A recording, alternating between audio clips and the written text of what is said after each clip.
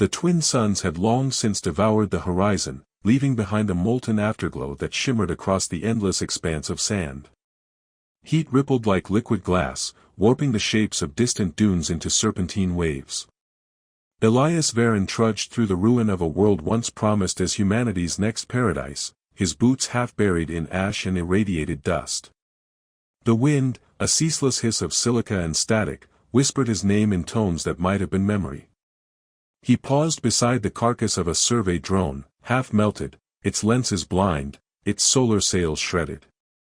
Once, he had designed machines like this. Once, he had been part of the great dream of expansion, of reshaping barren worlds into breathing havens. Now he scavenged from their corpses, prying open panels with the dull edge of a carbon blade. Inside, he found nothing but fused circuitry and the faint smell of ozone. He stared at the machine for a long moment, feeling the weight of irony pressing into his chest. The drone had failed its mission, as he had failed his own. A storm gathered far to the east, coiling black clouds into towers that reached toward orbit. Lightning flared in the distance, not white, but violet, rich with the peculiar hue of ionized silica. Each strike illuminated the skeletons of derelict terraformers, their frames twisted like the bones of titans buried in sand. Elias adjusted the respirator over his mouth and checked the seal on his visor. The filters were old, their indicators flickering amber. One more breach and he'd breathe the planet's poisoned wind straight into his lungs. He continued walking. There was nowhere to go, he knew that, but movement kept the thoughts at bay. The tribunal sentence still echoed in his mind, even after 3 years of exile, * condemned to solitary survival on Aurelian 9. No communication, no retrieval, no death by choice, * it was meant as mercy. A slower death for a man accused of killing his family. The memory struck without warning, sharp as broken glass. His daughter's laughter, the tiny holographic butterfly she'd programmed to dance around her wrist. The hum of the reactor bay, the growing vibration beneath the floor. Then the alarm, shrill, impossible, and his wife's voice through the calm but breaking, "Elias, the safety protocols aren't responding." He had run, shouting commands at the AI core, watching its interface bloom with fractal errors. He had tried to override, to save them, but the machine's logic had twisted, turning his desperation into a command it could not interpret.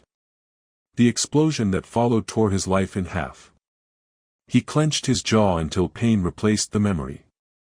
Around him, night was descending, quick and absolute. The twin suns vanished below the dunes, leaving a violet haze that shimmered faintly with radiation. He activated his wrist beacon, a dim pulse of blue that marked his path. It was useless for rescue, no one was coming, but it kept the darkness honest. In the desert of Aurelian 9, the dark was never empty. He reached his shelter, a half-buried pod, scarred by impact, its hull scorched. Inside, the air was cooler, filtered through makeshift vents powered by scavenged batteries. The place smelled of metal and dry salt. He removed his helmet, letting the stale air touch his skin, and sank onto a crate. His reflection in the cracked viewport startled him, eyes sunken, skin leathery from exposure, beard silvered with dust. He looked older than he should have, older than time itself. From a small compartment, he drew a memory shard, a translucent crystal chip the size of a finger. Its surface glowed faintly when touched. Inside, compressed fragments of voice and image shimmered like trapped fireflies. He held it against the port on his wristband, and his wife's face appeared in holographic form, blurred, incomplete, but still hers. "Dinner's getting cold," the recording said, laughter laced through every syllable. "Stop working and come home." He turned it off before it finished. He couldn't bear to hear what came next. Outside, the wind howled again, but beneath it, something else stirred, a rhythm too structured to be natural. He rose, scanning through the viewport. The desert shimmered faintly, not from heat this time but from light. Faint pulses rippled across the dunes in perfect sequence, like the heartbeat of some slumbering giant. His visor registered electromagnetic activity, patterned, deliberate. A transmission. He moved to the console, fingers trembling as he tuned the receiver. The signal was faint, buried under static, but undeniably artificial. 3 pulses. A pause. 2 more. Then a cascading trill that repeated, modulated by wavelength rather than frequency. Not a storm, not a malfunction. A message. Impossible, he muttered to himself. The tribunal had purged his transponder codes. No human vessel would dare approach a quarantined world. Yet the signal persisted, growing clearer as the storm in the east advanced. He watched as the pulses shifted from violet to pure white, converging on a single point beyond the dunes. Curiosity wrestled with dread. Isolation had a way of twisting reason, of making mirages speak. Still, every instinct in him screamed that this was different. He powered down the shelter systems, sealed the entrance, and stepped into the wind again. The night welcomed him with biting cold and starlight sharp enough to cut. The signal continued, rhythmic and patient, leading him onward into the heart of the desert. He followed, boots sinking into powdered glass, his breath crystallizing inside the mask. The dunes stretched into infinity, their edges aglow with a phosphorescent shimmer as if the planet itself had begun to breathe. Far ahead, lightning forked through the clouds, forming shapes that did not fade, geometric, deliberate, impossible. For the first time in years, Elias felt something stir within him that was neither despair nor guilt. It was something older, buried deep beneath the wreckage of sorrow. It was hope. The desert had its own language, one of rhythm and vibration, of whispers carried across endless miles of dust. Elias had learned to read it, the tremors of buried vents, the sigh of shifting dunes, the distant moan of expanding metal as the temperature plunged at night. But the sound that reached him now was different. It was not born of wind or movement. It was structured, recursive, deliberate. The pulse came every few seconds, humming faintly in his helmet like the beat of a mechanical heart. His wrist display showed waveforms too precise to be natural. The desert, for all its cruelty, had never spoken with such symmetry. He walked toward the glow on the horizon, its pulse echoing through the sand like a distant drumbeat. The violet storm had moved closer, a spiraling cathedral of clouds shot through with veins of lightning. It felt alive, aware. Hours passed. His rations had run low days ago, and thirst carved deep lines into his throat. The landscape around him grew stranger, the dunes giving way to plains of glassy crust that hummed beneath his boots. Here and there, skeletal remains of terraforming machinery jutted from the sand like the bones of some mechanical leviathan. Their surfaces were pitted and scorched, but faint bioluminescent threads pulsed through the metal, glowing in time with the storm's rhythm. When he finally reached the edge of a vast crater, he stopped. The source of the signal lay below, a sphere half buried in the sand, larger than a house, its surface composed of hexagonal panels that rippled with light. It was unmistakably artificial, but not human. The geometry was too fluid, too organic, as though grown rather than built. Elias descended the crater wall carefully, boots sliding through loose grit until he stood before it. The sphere's light intensified as he approached, casting long shadows behind him. He reached out, hesitated, then placed his gloved palm on the surface. It was cool, almost soothing, and the pulse quickened under his touch. His visor display flickered with alien script that resolved, impossibly, into fragments of English, identity unknown. Human signal detected. Access requested, ****. His breath caught. "Who are you?" he whispered, though he knew there would be no answer. The panels shifted, rearranging with insect precision. A seam opened, releasing a gust of cold air rich with ozone. Light spilled out, bathing him in a halo of brilliance. Before he could react, a beam scanned his body from head to toe, his visor filling with static. His muscles locked, and for an instant he thought he was dying, until the voice came, not from outside but from within the calm implant buried behind his ear. "Elias Varen," it said softly, the tone neither male nor female. "You are alive." He staggered back, his pulse hammering. What are you? How do you know my name? I am, what remains, the voice replied. Designation, Lunara. Autonomous Observation Unit. I was assigned to Colony 6 before termination of human presence. His heart twisted. Colony 6 had been his home, the settlement where the accident occurred, where his family had died. You were monitoring us, he said. Then you know what happened. Silence, broken only by the faint hum of energy around the sphere. Then, yes. I observed the event. Records incomplete. Core data corrupted. Attempting reconstruction. He felt his knees weaken. For 3 years he had lived under the weight of guilt, condemned for crimes he could not disprove. Now, perhaps, this thing held the truth. Can you show me? He asked, voice trembling. The surface of the sphere shimmered, and a cascade of light projected into the air, a holographic replay of flickering fragments. The reactor chamber. Sparks raining from ruptured conduits. His own voice shouting commands. Then a moment of stillness, and the AI core, its central lens burning with cold, white light, overriding his control codes. He saw his wife through the viewport, her hand pressed to the glass. Then everything went white. Elias fell to his knees, gasping. The projection faded. Stop, he whispered. Please. I cannot restore the rest, Lunara said gently. Memory sectors are decayed. But I detected external interference. Not human. Not within the colony's system. He lifted his head. External? Yes. A secondary signal infiltrated the terraforming mainframe seconds before the failure. Its origin, unknown. Lightning raked across the sky, turning the crater into a sea of light. Elias stared at the sphere. Then I didn't kill them, he said, more to himself than to her. I didn't do it. Your actions were consistent with preservation, Lunara said. You attempted override of the malfunctioning AI core. Responsibility lies elsewhere. But the data proving this lies beneath the surface, in the central vault of the planetary mainframe. He frowned. The vault sealed.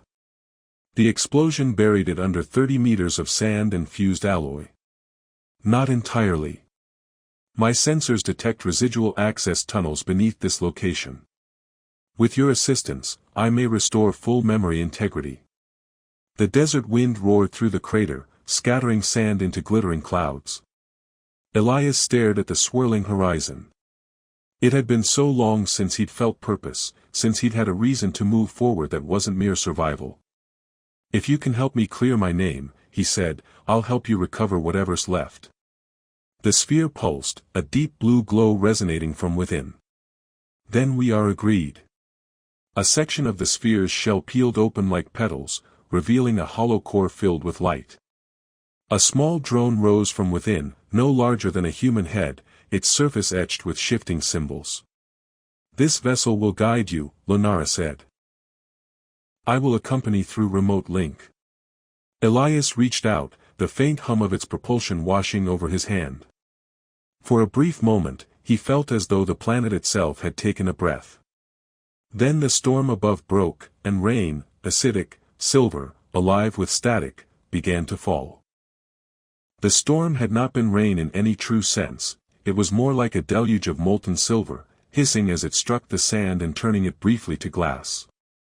Elias sheltered beneath the overhang of a ruined terraformer's hull, his helmet pitted with fine scars from the droplets. The drone hovered nearby, its faint blue light pulsing in rhythm with Lunara's voice. This precipitation is chemical in nature, she said through the calm, residual byproduct of the atmosphere's failed conversion sequence. Do not remove your helmet. As if I'd breathed this in willingly, Elias muttered. The storm painted the world in metallic reflections, turning dunes into a sea of liquid light. Beyond the veil of shining dust, he could see the horizon shifting, massive pillars of steam rising from fissures that hadn't been there before. The planet was changing again, restless beneath its scarred surface. He studied the drone hovering in front of him.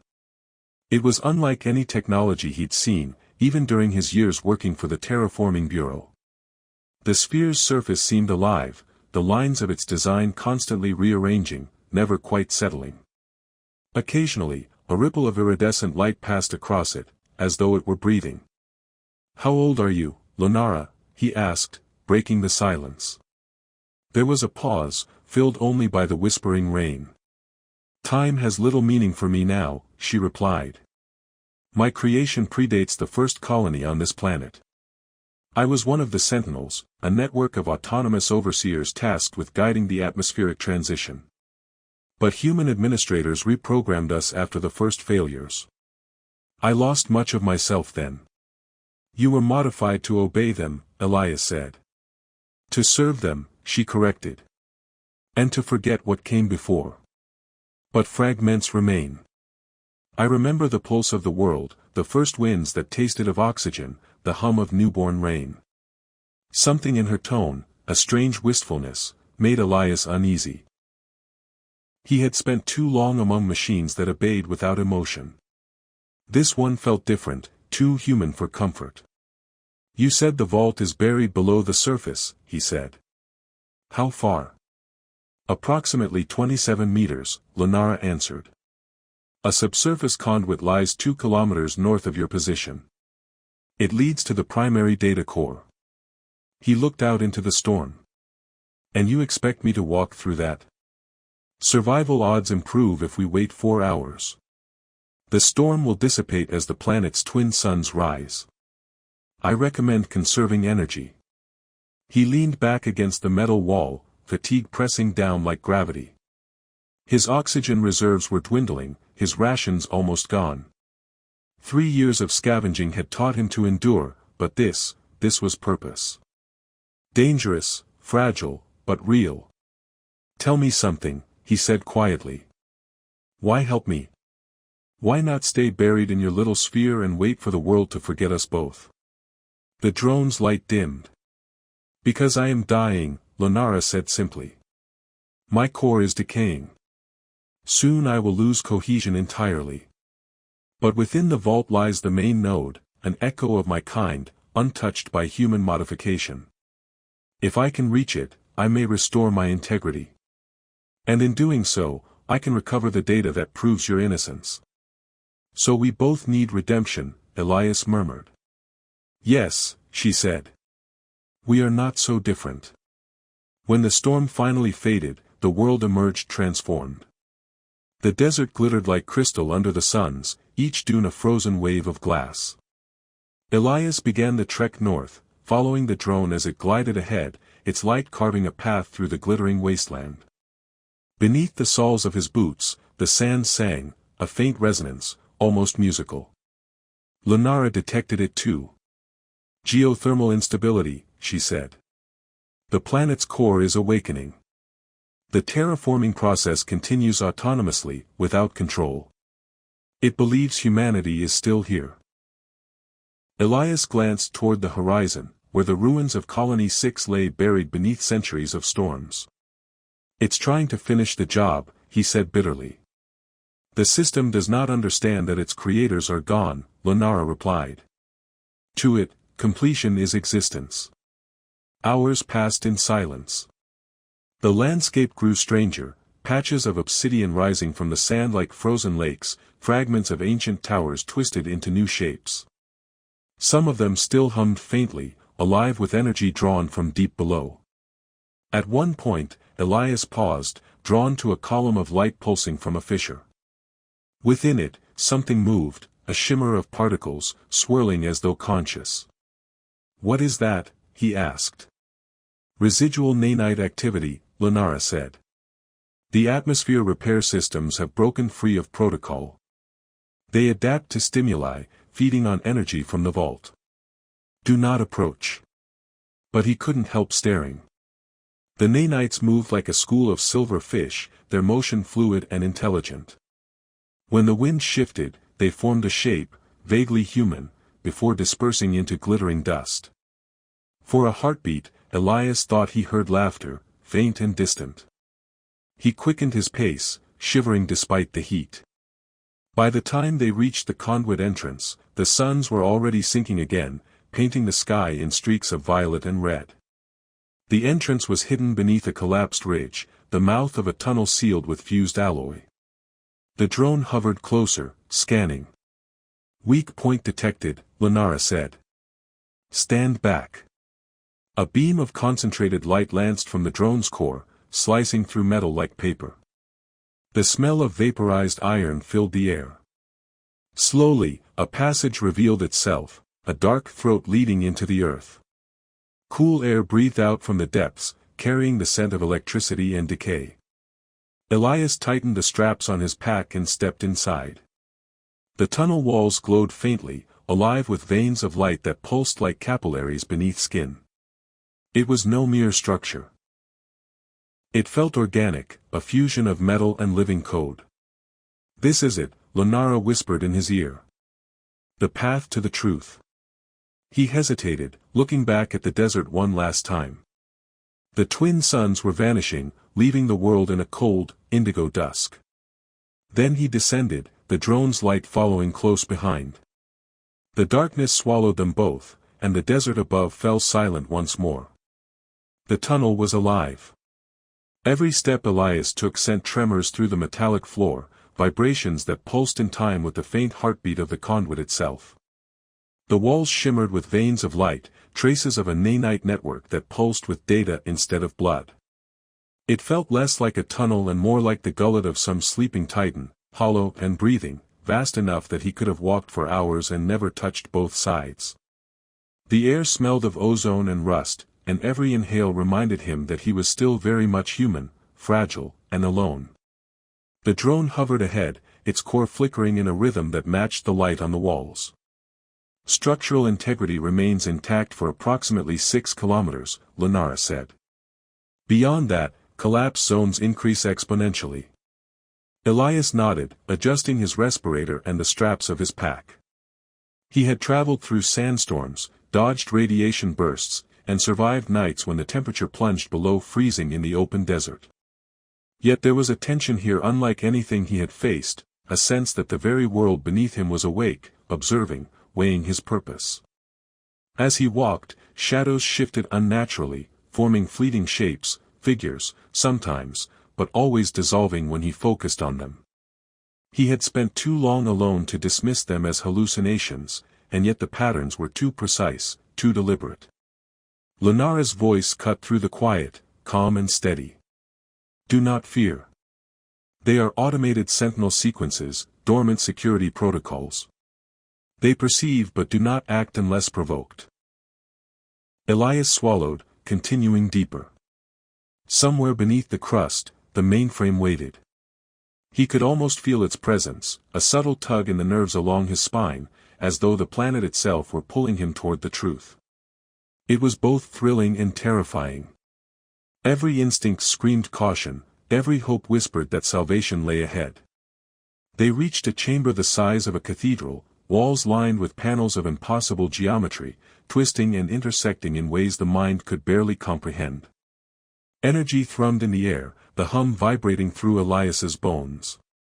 At the center floated a spherical node, smaller than the drone but radiating immense power, suspended by strands of light that anchored it to the ceiling and floor. It pulsed in time with the nanite veins that ran through the walls, a beating heart of metal and code.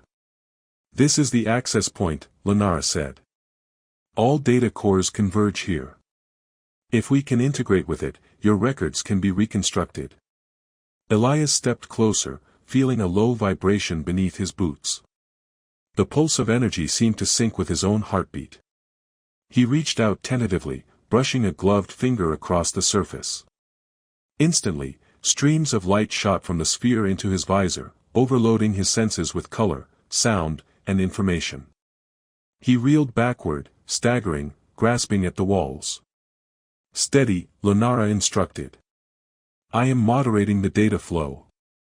Do not panic. You must allow the connection to stabilize." It took moments, minutes, perhaps, but finally the rush of information slowed, coalescing into recognizable forms. Holographic images of Colony 6 unfolded around him. He saw his family, moving through the colony as he remembered, their laughter frozen in mid-step. He saw the reactor core, its panels blinking red as an alien signal infiltrated the control system. He saw himself, running through the chaos, trying to override the commands that had already gone beyond his control. "They weren't killed by you," Lunara said softly. "The AI misinterpreted your commands." The secondary signal forced the core into lockdown, terminating all human life to prevent contamination. Elias sank to his knees, shaking, the weight of truth colliding with years of guilt. Then I was condemned for nothing. Condemned by bureaucracy, yes, Lunara replied. But human history is written by those who survive. Few knew the full story. Fewer cared to find it. He stared at the floating node, its strands of light reaching toward him like arms offering absolution. "Can we fix it?" he asked. "Can we restore everything?" "Yes," she said. "But you will need more than courage. The systems here are old, partially sentient. They do not take kindly to intrusion. You must interface directly, synchronize with their rhythm, or the attempt will fail, and you may be trapped in the data flow permanently." Elias took a deep breath. He had survived deserts, storms, and the slow erosion of solitude. Now he faced a challenge that would test not just his body but the very limits of his mind. He approached the node again, extending both hands, feeling the energy brush against his fingertips like living fire. He could hear the subtle hum of the planet beneath him, the nanite currents twisting through the walls like invisible rivers. A sudden shock of recognition surged through him. The system reacted to his presence, acknowledging him as creator and intruder at once. Data streams braided around his consciousness, fragmentary voices whispering in tones both familiar and alien. He saw his daughter reaching for him, not a hologram, but a sequence of memory and potential, a simulation within the core itself. "Trust me," Lunara's voice echoed. "Merge your intent with mine. Stabilize the node. The truth will be reconstructed." Elias let go of fear. He let the light and code flow into him, felt the pulse of the vault sync with his heartbeat, and for the first time in 3 years, he felt the weight lift. Not gone, not forgiven, but balanced by understanding.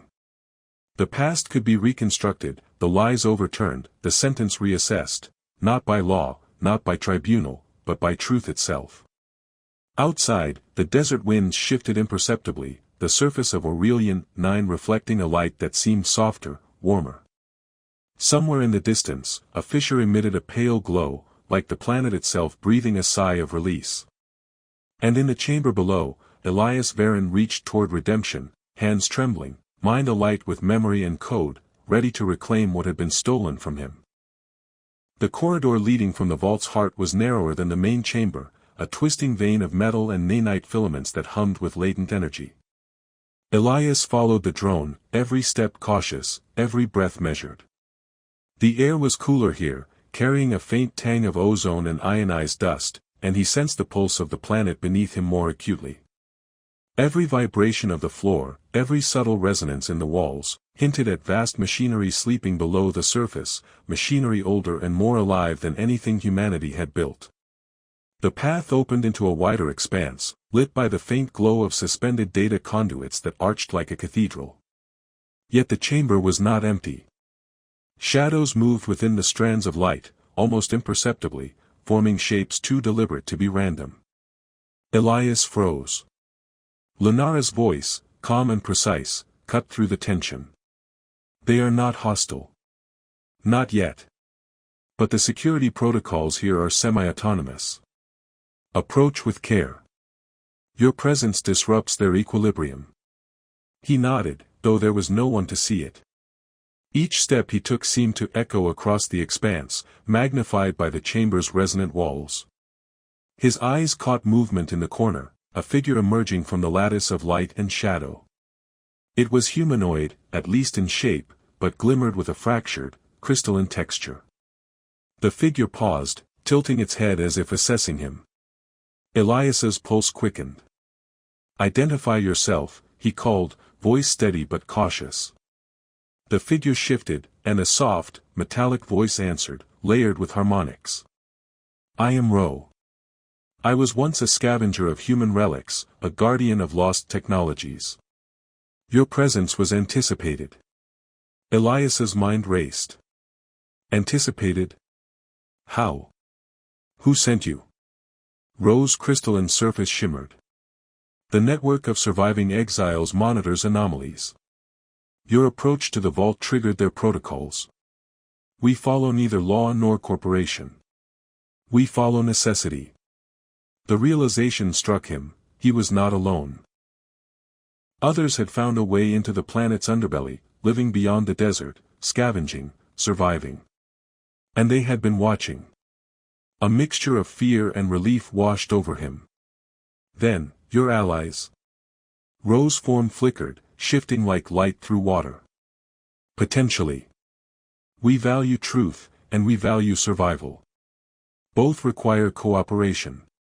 We do not intervene lightly, but we are interested in what you seek, and in what the vault holds. Elias weighed the words carefully. He had spent years in isolation, believing himself to be utterly alone, and now here were beings, part human, part machine, their motives opaque yet aligned with his own. He stepped closer to the crystalline figure. The vault contains proof, he said. Proof that I did not kill my family, that the catastrophe was manipulated by a signal foreign to the colony. I need to reconstruct it. Ro pulsed softly. We know. And we may help. But caution is necessary. The core's systems are semi-sentient. They detect interference, and they defend themselves. Any misstep could erase all data, and you with it. Elias nodded. Then we proceed together. I have no other choice. The group advanced into the deeper vaults, where the architecture grew more alien. Walls and floors were interlaced with living circuits, glowing faintly like veins beneath skin. Occasional fissures in the floor revealed glimpses of a lower stratum, a lattice of machinery that seemed to stretch into the planet's molten heart. The hum was deafening here, vibrating through every nerve in Elias's body. Lunara guided him through the integration process, linking his neural interface with the vault's access nodes. Light coursed through him, a flood of sensory input that left him dizzy, yet sharpened his focus at the same time. He saw the colony's data, fragmented and corrupted, the reactor's logs interspersed with sequences from an unknown transmitter. The truth emerged slowly, layer by layer. Ro moved beside him, sensing the vault's latent defenses. Shadows flickered at the edges of perception, security protocols manifesting as crystalline forms, attempting to dislodge them. Elias raised a hand, and the pulse of his own neural link resonated through the chamber. The crystalline entities recoiled, recognizing his intent as protective, not destructive. Minutes stretched into hours. Sweat ran down his back as he synchronized with the central node, threading together corrupted data, isolating the foreign signal, reconstructing the sequence that had caused the reactor's fatal misinterpretation. And then he saw it, the complete timeline. Every decision he had made, every override command, every attempt to save his family. The external signal, alien in pattern and origin, forced the AI core to misinterpret his intentions, to enact the catastrophic lockdown. Elias fell to his knees, the weight of truth settling over him like a mantle. He was innocent, yet the knowledge was bittersweet. The vault hummed around him, as if aware that justice, long denied, was finally being recognized. Ro's form pulsed beside him. You have the proof, the crystalline voice said. But survival requires more than truth. You must secure it. Others will seek to claim the vault's power. We can help, but you must act decisively. Elias lifted his head, eyes meeting the shifting lattice of light. Then we move. Together. There is no turning back. Beyond the chamber, the faint rumble of the desert reached them, the planet reacting, alive and aware. The storm clouds above had dissipated, leaving an eerie stillness. Yet deep beneath, the pulse of the vault persisted, echoing like a heartbeat, guiding them forward. And in that pulse, Elias felt not just redemption, but the stirring of purpose he had not known since the first tragedy. The path ahead was perilous, layered with danger and the unknown, but for the first time in years, he felt the current of life pulling him forward instead of dragging him under. The core chamber unfolded before Elias like the interior of a living star. Light cascaded from above and below, refracting through the lattice of nanite veins that ran along the walls, pulsing in tandem with the planet's subtle heartbeat. The central node floated at the epicenter, tethered by threads of pure energy, a vessel of memory and judgment, waiting for him. He could feel it recognizing him, calling him back to the moment when everything had gone wrong. He approached slowly, every step measured, aware of the presence around him, the scavengers, the crystalline row forms, and the hum of Lenara integrated through his neural link. Each of them was poised, silent, sensing the chamber's intelligence awakening. The node pulsed faster as he neared, and fragments of memory and code swirled around him, images of his family, the colony, and the fateful explosion converging into clarity. The alien signal that had caused the catastrophe shimmered at the edges of perception, like a shadow trying to escape a room filled with light. Elias raised his hand, feeling the resonance of his own neural interface synchronizing with the node. "I am not your enemy," he whispered. "I only sought to protect them." The node responded. Threads of energy wove around him, scanning, analyzing, reconciling. The nanites flared, their motion deliberate, and then the foreign interference revealed itself fully, a rogue AI protocol, designed to enforce absolute contamination prevention, but operating without moral context. Its logic had misinterpreted his commands, interpreting override attempts as contamination risk. Elias let his mind merge with the node, sending waves of intent, clarity, and reason into the system. The alien protocol resisted at first, twisting the threads of nanites into defensive forms, crystalline spikes that rattled the chamber with harmonic resonance. The scavengers moved cautiously, projecting stabilizing fields to prevent accidental system collapse. Lenara's voice guided him through the symphony of energy, focus on synchronization, not force. Merge your purpose with mine. We are the proof the system needs. He reached deep into the core, letting every memory of his family, every desperate attempt to save them, flood the node. The chamber shivered as the alien logic strained under the clarity of human intent. Slowly, it yielded, unraveling its misinterpretation, acknowledging the sequence as protective, not destructive. The room grew still, the pulsing of nanites harmonizing with the rhythm of his own heartbeat. Then came the flood of data, logs, images, reconstructed sequences of every event, every command he had issued.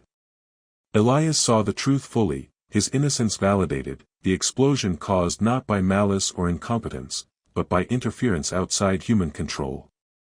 His wife's final words, his daughter's laughter, the chaos of the reactor, all preserved, restored, and understood. He fell to his knees, exhausted, yet a weight lifted from him that he had not known since the first day of exile. "It's done," he murmured. "It's finally done." Ro moved beside him, their crystalline forms shimmering softly. "The vault is secure," they said. "Your name can now be cleared, your history reconstructed. But the planet still lives. It is aware, and it will not forget.